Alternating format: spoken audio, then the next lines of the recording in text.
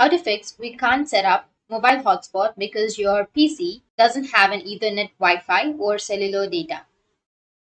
So if you want to fix we can't set up mobile hotspot because your PC doesn't have an Ethernet Wi-Fi or cellular data problem, then what you need to do is you need to just open up your device manager at first. Search for device manager.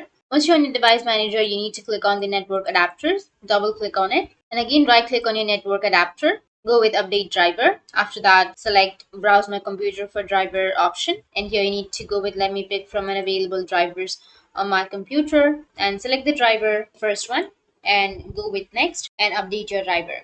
After updating, the problem will be fixed. If that doesn't fix your problem, then you can go back, open up your settings, and here you can go with network and internet. Under network, you will have your Wi-Fi connection. Make sure that your Wi-Fi is turned on. And after that, you can go with your Bluetooth and make sure that your Bluetooth is also turned on.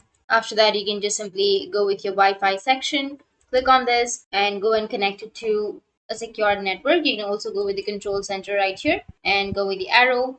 And here you can go and select any Wi-Fi connection or your mobile hotspot connection, enter the password and connect, and this will fix your problem. And here you can also search for the mobile hotspot, which will be under your network and internet. You can just simply click on mobile hotspot, and here you will have your name, your password, and make sure that it is turned on, and that's it. That's how you can fix. And if you have any questions, feel free to comment below. Thanks for watching.